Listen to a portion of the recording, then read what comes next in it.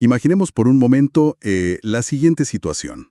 Una agencia de viajes nos ofrece dos destinos increíbles por exactamente el mismo precio. ¿Suena bien? O sea, un paquete con todo incluido. Opción A, unas vacaciones completas en París. Y la opción B, unas vacaciones idénticas pero en Roma. Ambas con vuelos y un hotel de lujo, me imagino. Exacto, todo pagado. Y ante esta elección, la mente humana suele atascarse por completo. Es una decisión súper compleja porque requiere sopesar variables distintas. Digamos, comparar la majestuosidad del Louvre con toda la historia del Coliseo. Claro, son cosas que no se pueden medir con la misma regla. Totalmente. Pero, y aquí viene el truco, si la agencia de viajes añade de repente una tercera opción, que es terrible, digamos, Roma pero sin el desayuno incluido, la cosa cambia. Cambia muchísimo. De pronto, la gran mayoría de las personas toma una decisión en cuestión de microsegundos y elige Roma con desayuno. Y nuestra misión en esta inmersión profunda de hoy es justamente destruir el mito de que somos calculadoras lógicas. Porque si lo fuéramos, esa tercera opción inútil no debería alterar nuestra decisión original para nada. Es que esa reacción rápida frente al paquete turístico ilustra a la perfección el gran espejismo cognitivo de nuestra era, ¿no? Durante siglos, la economía clásica ha operado bajo la premisa de lo que llaman el homo economicus. ¿El humano perfectamente racional? Exactamente. La idea de que somos agentes infalibles se asumía que al tomar decisiones, ya sea, no sea, comprar un automóvil o elegir un plan de jubilación, operábamos como algoritmos, que escaneábamos todas las opciones, procesábamos los datos de forma súper objetiva y calculábamos fríamente los costos y beneficios. O sea, es como visualizar que tenemos un robot interno que, cada vez que respira, hace un balance mental en una hoja de cálculo gigante. Tal cual. Pero en cuanto empezamos a analizar el comportamiento diario real, pues esa imagen del robot impecable empieza a sacar humo por todos lados. Y por eso estamos aquí. Vamos a descubrir que no somos racionales en lo absoluto.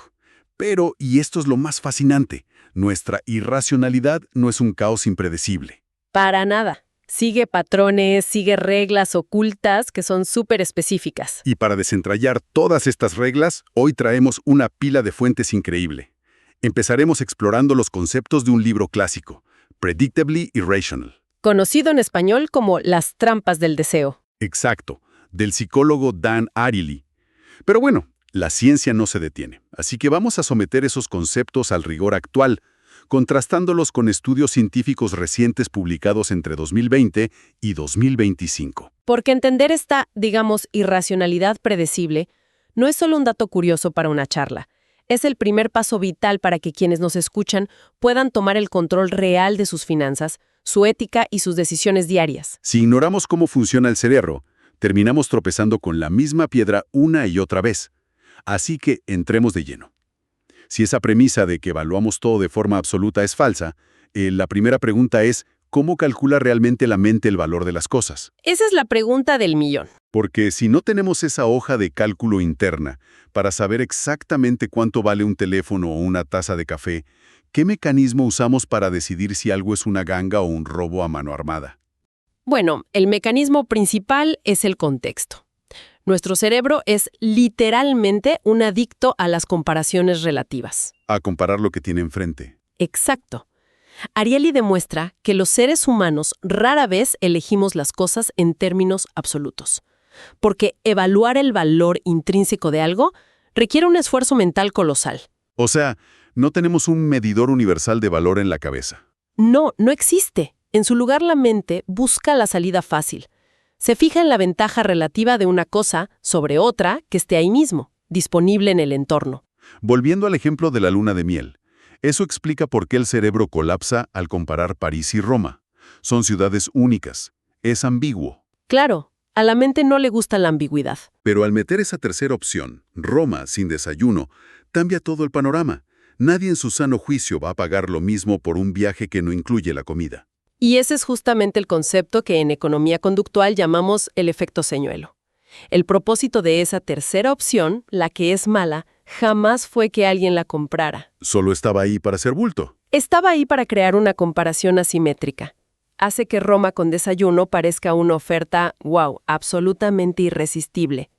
Como decíamos, el cerebro es pésimo comparando ciudades distintas, pero es excelente comparando dos versiones de la misma ciudad. Claro, dice, esta versión de Roma es mejor que esta otra versión de Roma. Gané. Exacto. Esa pequeña victoria cognitiva, esa sensación de encontrar la mejor opción, hace que descartemos a París por completo sin darnos cuenta. Fíjate que esto es exactamente lo que nos pasa en las salas de cine con las palomitas de maíz. Uf, el ejemplo clásico. Totalmente. Llegas y las palomitas pequeñas cuestan, digamos, $3 y el balde gigante cuesta 7. Y $7 parece muchísimo por un poco de maíz inflado. Es carísimo. Pero entonces mágicamente ves en el menú un tamaño mediano por $6.50. Y casi nadie compra ese mediano. Nadie. Está ahí solo como un faro luminoso para que tu cerebro mire el gigante y diga, oye, por solo 50 centavos más me llevo el doble de producto. El tamaño mediano es el señuelo perfecto. El valor se manipula alterando el entorno inmediato, creando una ilusión de ventaja. Pero a ver, la ciencia más reciente ha profundizado en esto, ¿no? Porque no puede ser que caigamos siempre, en todas las situaciones. Así es, una revisión exhaustiva del año 2020, publicada por Shao y Zeng en la revista Comprehensive Results in Social Psychology, puso a prueba este efecto señuelo en escenarios un poco más complejos. ¿Y qué encontraron? ¿El truquito de las palomitas sigue siendo infalible en el mundo real? Pues confirmaron que el efecto señuelo es increíblemente potente, sí, pero descubrieron que tiene límites muy claros. O sea, no funciona con todo. Exacto. Funciona a la perfección con números simples y características que puedes aislar fácilmente, como tamaños en mililitros, cantidades o precios directos. Cosas muy matemáticas. Ajá, pero cuando la decisión entra al mundo real donde hay factores subjetivos, el señuelo pierde mucha fuerza. Por ejemplo, si hay una lealtad profunda hacia una marca de tecnología. Ah, claro. Si alguien ama una marca de teléfonos, no la va a cambiar solo por un señuelo. Exactamente. O si la compra involucra emociones muy fuertes, la simple introducción de un modelo señuelo de la competencia no va a cambiar esa preferencia que ya está arraigada. La emoción actúa como un escudo contra este truco matemático.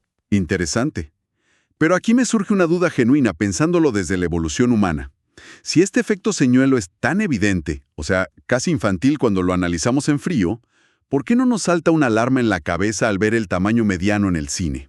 Es una gran pregunta. Porque si sabemos que es una trampa básica de marketing, ¿por qué seguimos cayendo cuando la tenemos enfrente? Bueno, la respuesta está en la biología evolutiva y en cómo gestionamos nuestra energía.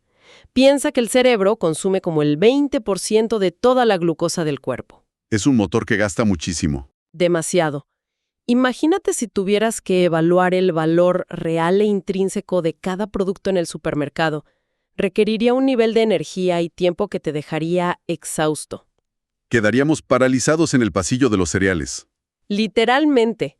Por eso, la evolución favoreció los atajos mentales, lo que llamamos heurísticas. Reconocer una ganga usando un señuelo es un proceso rápido, casi no consume energía y encima te da una pequeña descarga de dopamina. Te hace sentir inteligente. Exacto. Nuestra maquinaria cognitiva prefiere 1000 veces una ilusión rápida y reconfortante antes que hacer un análisis matemático exhaustivo que la deje agotada. ¡Wow! O sea, estamos programados para ahorrar energía. Y si la comparación relativa dicta todo y el contexto es el rey, esto nos lleva a un escenario todavía más extremo. A ver, ¿cuál? ¿Qué pasa en la mente cuando no hay absolutamente nada con qué comparar? O llevándolo al límite absoluto, ¿qué sucede cuando se elimina la fricción del precio por completo y aparece la palabra gratis? Ahí es donde chocamos con dos fuerzas psicológicas devastadoras: la coherencia arbitraria y el hechizo del cero. Empecemos por la coherencia arbitraria. Claro. Cuando nos enfrentamos a un producto totalmente nuevo, sin ningún referente, el cerebro siente una especie de vértigo. Necesita estabilizarse. Como cuando estás cayendo y buscas de dónde agarrarte. Tal cual. Y de lo que se agarra desesperadamente es de la primera pieza de información numérica que encuentra. A este fenómeno lo llamamos anclaje. Y las fuentes ilustran esto maravillosamente, con la historia de las perlas negras de Tahití. Es fascinante, Es un caso de estudio perfecto. porque al principio estas perlas no valían nada, comercialmente, ¿verdad? Nada de nada. Eran oscuras, muy raras, y el mercado simplemente las ignoraba. Objetivamente tenían valor cero porque nadie sabía cómo clasificarlas. Hasta que un joyero muy astuto, o muy manipulador, según se mire, tomó esas mismas perlas sin valor y las exhibió en un escaparate súper exclusivo en la Quinta Avenida de Nueva York. El epicentro del lujo mundial. Exacto, y les puso un precio exorbitantemente alto justo al lado de diamantes y esmeraldas de primera. O sea, el objeto físico no cambió en lo absoluto. Lo que cambió fue el ancla mental. Exacto. Al ver ese precio altísimo por primera vez, el cerebro de la gente que pasaba por ahí asumió de inmediato que era un lujo extraordinario. O sea, el joyero creó valor de la nada, estableciendo una nueva línea base. Y a partir de ese momento todos intentaban ser coherentes con esa primera ancla. Por más arbitraria que fuera, sí. Es el mismo mecanismo que pasa cuando ves un reloj de $1000 en una tienda y luego ves uno de 500 y tu cerebro dice, wow, una oferta increíble. Aunque $500 siga siendo muchísimo dinero. Totalmente. Pero yéndonos al extremo opuesto, hablemos del ancla más peligrosa de todas, el costo cero. El experimento de los chocolates. Ese mismo. Dan Ariely describe una situación donde ofrecían dos opciones a la gente. Una trufa de chocolate premium por 15 centavos y un chocolate común de baja calidad por 1 centavo. Y claro, la inmensa mayoría, actuando con bastante lógica económica, eligió la trufa premium. Porque la relación calidad y precio era insuperable. Era un cálculo de costo-beneficio muy acertado. Pagar 14 centavos más estaba más que justificado por la enorme diferencia de calidad. Pero la trampa se cerró cuando los investigadores redujeron el precio de ambos chocolates en exactamente 1 centavo. Manteniendo la misma diferencia matemática. Exacto. La trufa premium pasó a 14 centavos y el chocolate común pasó de 1 centavo a ser gratis. La diferencia seguía siendo 14 centavos. Idéntica. Sin embargo, el comportamiento de la gente se invirtió por completo. La mayoría abandonó la trufa fina y se abalanzó sobre el chocolate gratis. Pero, a ver, si nos llevamos algo gratis, objetivamente estamos gastando menos dinero. ¿Por qué la ciencia dice que esto es irracional? Suena una victoria para nuestro bolsillo. Bueno, se considera irracional porque, al tomar esa decisión, estás destruyendo el valor neto que obtienes. ¿Cómo así? Arte con algo mediocre. El mecanismo aquí es que la palabra gratuito no funciona en el cerebro como un precio más. Es otra cosa. Es un interruptor emocional que apaga la percepción de riesgo. Piensa que siempre que pagas por algo, incluso si son 14 centavos, existe una posibilidad latente de equivocarte, de perder esa mini inversión. Claro, el riesgo de que no te guste. Pero cuando algo es gratis, esa posibilidad de pérdida desaparece por completo. La aversión al riesgo es tan fuerte en los humanos que la promesa de riesgo cero anula cualquier análisis racional sobre si realmente queremos o necesitamos eso que nos están dando. ¡Wow! Esto explica perfectamente un comportamiento súper común en el comercio electrónico. Ah, el carrito de compras. Exacto. Imagínate a alguien llenando su carrito en línea. De pronto se da cuenta de que le faltan, no sé, $5 para tener el envío gratuito. Y en lugar de pagar los $5 de envío, Termina agregando un par de calcetines de $20 que ni siquiera necesita, solo por ver desaparecer ese costo de envío. Matemáticamente gastó $15 más sin ninguna lógica, solo por la ceguera que causa la palabra gratis. y ojo con esto porque la explotación sistemática de estas vulnerabilidades cognitivas por parte de las empresas abre debates éticos muy profundos en los mercados modernos. Es un tema delicado. Mucho. Y tenemos datos súper recientes sobre esto. Un estudio masivo de 2024, publicado en la revista Management Science por los investigadores Kaplan, Meissner y Tungoden, analizaron justo cómo reacciona la sociedad al observar que un consumidor está pagando de más, cayendo en estas trampas cognitivas, sin entender el valor real de lo que compra. Y a ver, ¿cómo reaccionó la gente al ver que se estaban aprovechando de la irracionalidad de otros? Pues el estudio reveló una fractura casi perfecta en nuestras prioridades sociales. Es increíble. Por un lado, el 60.7% de los participantes decía que había que intervenir y cancelar el trato. O sea, proteger al consumidor. Exacto. Su argumento se basaba en la equidad. Consideraban inaceptable que alguien perdiera dinero solo por no entender estas ilusiones ópticas del mercado. Una mayoría clara inclinada a la intervención. Así es, pero, y este es el dato crucial, casi un 40% evaluó la misma situación y decidió que el trato debía respetarse intacto. ¡Wow! Un porcentaje altísimo también. Sí, para este grupo, la libertad individual está por encima de cualquier preocupación por la equidad. Argumentan que si la persona aceptó los términos voluntariamente, intervenir para corregir su error sería una violación inaceptable del libre mercado. Y es súper importante aclarar a nuestra audiencia que las fuentes exponen estos hallazgos no para decirnos qué modelo es el correcto o cuál está mal. Nosotros no tomamos partido aquí. Definitivamente no. Es solo para ilustrar esta tensión constante en nuestras sociedades, este equilibrio dificilísimo entre proteger a las personas de sus propios sesgos y respetar su autonomía absoluta para cometer errores. Eliminamos el dinero por completo, porque resulta que no solo somos malos calculando precios comerciales. Ay, no. Usamos esos mismos atajos defectuosos para calcular nuestra propia brújula moral. Exacto, nuestra ética. Llevamos esta irracionalidad a decisiones mucho más profundas. Y aquí entramos al terreno de la contabilidad mental, de la ética, donde la irracionalidad tiene consecuencias mucho más graves que comprar unos calcetines extra. El famoso experimento de los refrigeradores en el MIT ilustra esto con una claridad que da un poco de miedo. Los investigadores dejaron paquetes de 6 latas de un refresco muy conocido en los refrigeradores compartidos de las residencias universitarias. Y bueno, como era de esperarse en una universidad, las latas fueron desapareciendo una por una en pocos días. Claro, se las tomaron todas. Pero luego repitieron el experimento. Solo que esta vez dejaron platos de cartón con 6 billetes de $1. Y el resultado fue que los billetes se quedaron ahí, intactos. Intactos. Nadie se atrevió a tocar el dinero, a pesar de que robar un billete de $1 tiene exactamente el mismo valor económico que robar una lata de refresco que cuesta $1. Es que la disparidad en el comportamiento es asombrosa. ¿Cómo justifica la mente robarse un objeto físico, el refresco, pero retrocede espantada ante el billete si el daño monetario es idéntico? La clave de todo esto es un concepto llamado honestidad flexible.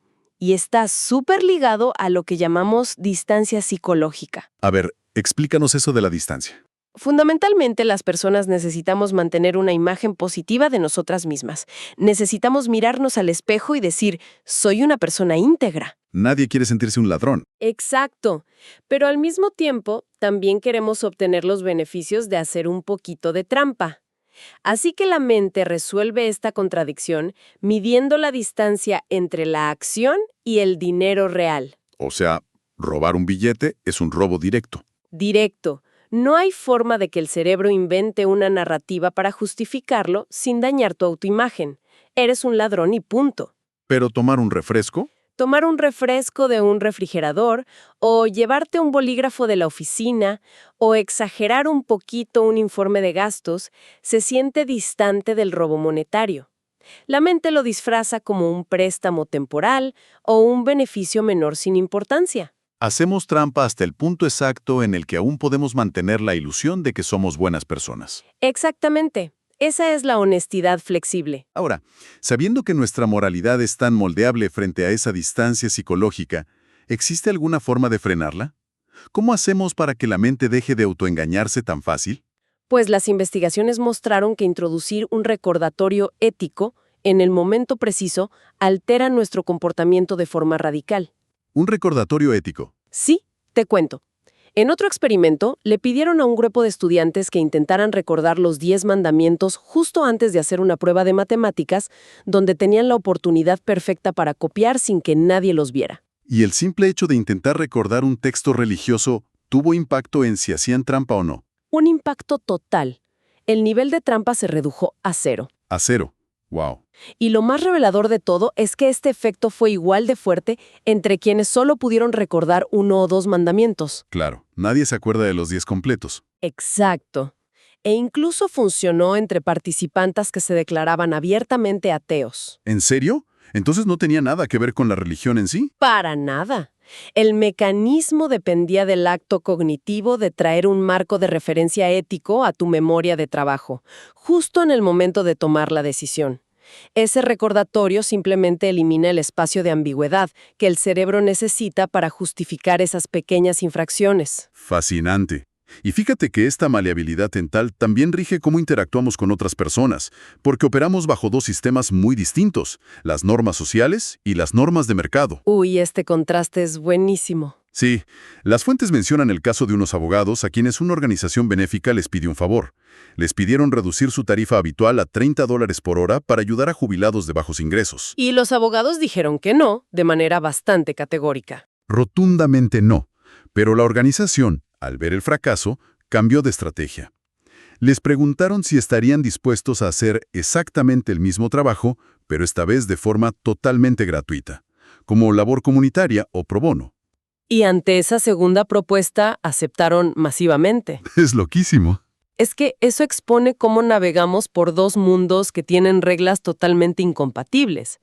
En el mundo de las normas sociales, lo que nos motiva es la empatía, el sentido de comunidad, la ayuda mutua no se mide en centavos. Claro. Pero en el mundo de las normas de mercado, todo se rige por salarios, por tarifas y análisis de costo-beneficio. O sea, al ofrecerles $30, activaron la norma de mercado. Involuntariamente, pero sí.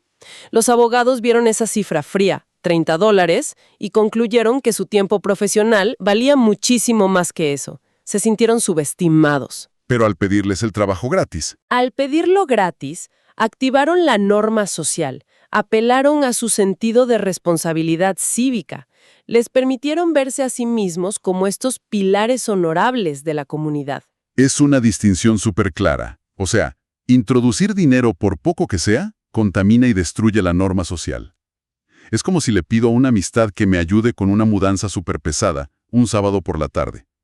Como un favor personal, seguramente me dirá que sí. Claro, entre amistades nos ayudamos. Pero si a esa misma amistad le ofrezco pagarle, no sé, una miseria, unos $5 por cargar cajas todo el día, lo más probable es que se ofenda muchísimo y me mande a volar. Y con toda la razón, el pago tan bajo transforma un acto de amistad genuina en un insulto profesional.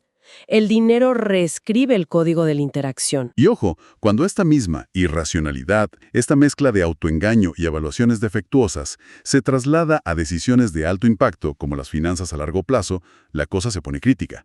Definitivamente. Un estudio muy reciente, publicado apenas en 2025 en el Future Business Journal por Kanoya y Malhotra, evidenció cómo esta falta de lógica destruye nuestro patrimonio.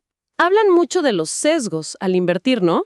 Sí, documentaron cómo la aversión al arrepentimiento causa estragos en las inversiones. Básicamente es un miedo paralizante a confirmar que tomaste una mala decisión. Ah, el no querer aceptar el error. Exacto. Este miedo irracional lleva a las personas a vender prematuramente inversiones sólidas solo para asegurar una ganancia rápida y sentirse bien. Pero al mismo tiempo mantienen inversiones que se están desplomando a pique. Simplemente para evitar el dolor emocional de admitir el fracaso y hacer real la pérdida de dinero. Totalmente. Y bueno, después de analizar todo este extenso catálogo de vulnerabilidades mentales, desde las palomitas del cine hasta los códigos éticos y cómo arruinamos nuestros ahorros, llegamos a la gran pregunta práctica. ¿Qué hacemos con todo esto? Exacto. Si ya tenemos el diagnóstico, si ya sabemos que el cerebro busca atajos, se ancla a precios absurdos y justifica que nos robemos el bolígrafo de la oficina, ¿qué sigue? ¿El simple hecho de saber que somos irracionales es suficiente para dejar de serlo? Esa es la encrucijada definitiva. Y lamentablemente, la evidencia científica es implacable en esto. El conocimiento por sí solo rara vez es suficiente. O sea, no basta con leer el libro. No, para nada. Y para entender por qué, tenemos que diferenciar entre lo que llamamos el estado frío y el estado caliente. A ver, explícanos esos estados.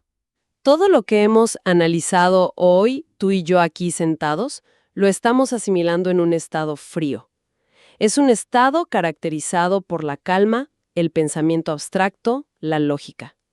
En este estado, es súper fácil prometer que nunca vamos a caer en el efecto señuelo o en la trampa de lo gratis. Claro, lo vemos clarísimo. Pero las decisiones de la vida real se toman frecuentemente en el estado caliente, un entorno dominado por cosas viscerales: estrés, agotamiento, hambre, excitación emocional. Todo lo que nos pasa a diario, vaya. Exacto.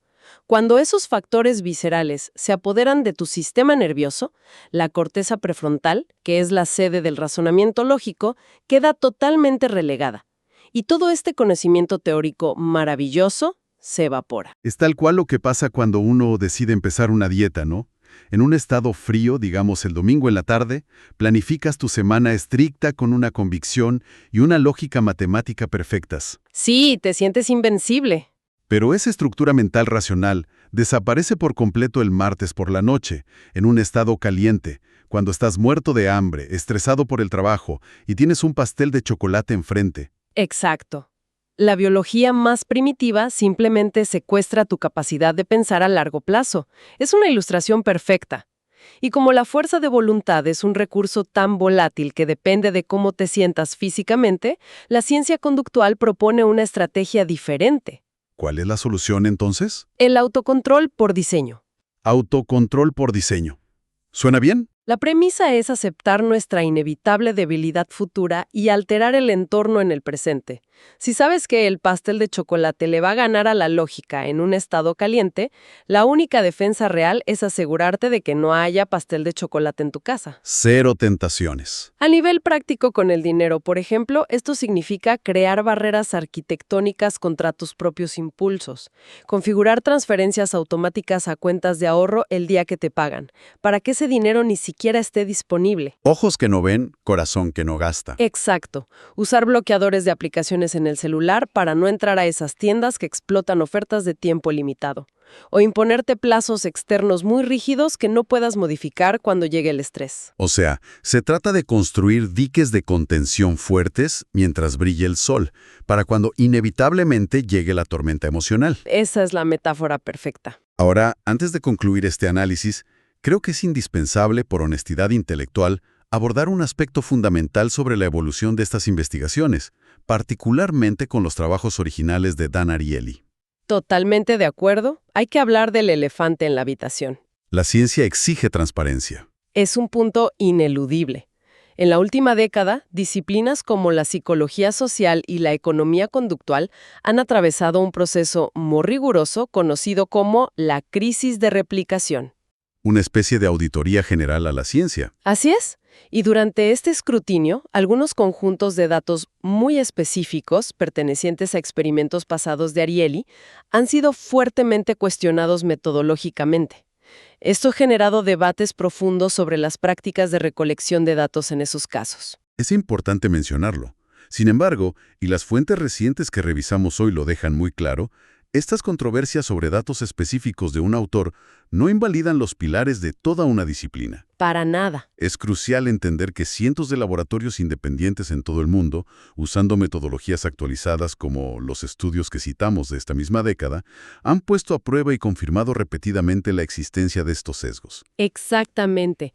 El anclaje de precios, el efecto de los señuelos, la forma en que la palabra gratis nos vuelve locos, todos son fenómenos sólida y rigurosamente documentados por otros científicos. Son observables en el día a día. Y ese es justamente el mayor triunfo del método científico, ¿no? No es un dogma estático, es un sistema diseñado para corregirse a sí mismo. Puede que los porcentajes exactos cambien en distintos países, pero la arquitectura fundamental de nuestra irracionalidad y los patrones de nuestro comportamiento son realidades innegables. Excelente punto para poner las cosas en perspectiva. Bueno, para recapitular este extenso viaje por la mente humana, hemos descubierto que nuestro cerebro opera como un ahorrador compulsivo de energía que confía ciegamente en atajos engañosos. Así es. Vimos cómo nuestra percepción del valor está encadenada al contexto inmediato, lo que nos hace presa fácil de precios ancla y ofertas inútiles. Como las palomitas medianas. Exacto, y quizás lo más fuerte, exploramos cómo nuestra flexibilidad moral nos permite alterar nuestras reglas éticas dependiendo de qué tan distante percibamos el robo. Pero el gran mensaje de hoy es que, al ser una irracionalidad predecible, tenemos el superpoder de anticipar dónde vamos a equivocarnos y diseñar nuestro entorno para protegernos.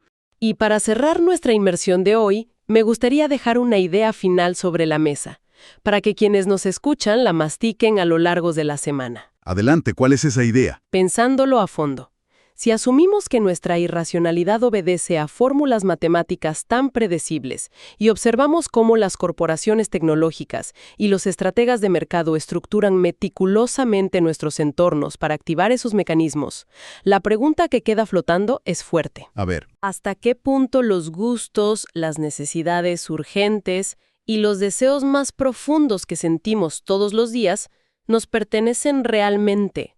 ¿O es posible que gran parte de lo que consideramos nuestra individualidad y nuestro carácter sea solo un reflejo programado por los escenarios que otros han construido alrededor nuestro? uf. Es una perspectiva que cuestiona la raíz misma del libre albedrío en nuestra vida diaria. Si el entorno dicta lo que elegimos, la idea de que somos totalmente autónomos se tambalea por completo.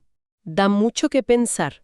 Muchísimo. La próxima vez que sientan la absoluta certeza de estar tomando una decisión fríamente calculada y perfectamente lógica, vale la pena detenerse un solo segundo, observar el panorama completo y analizar si la decisión viene de un razonamiento propio o si es el contexto invisible quien realmente está sosteniendo el volante. Muchas gracias por acompañarnos en esta exploración del comportamiento humano. Nos vemos en la próxima inmersión profunda.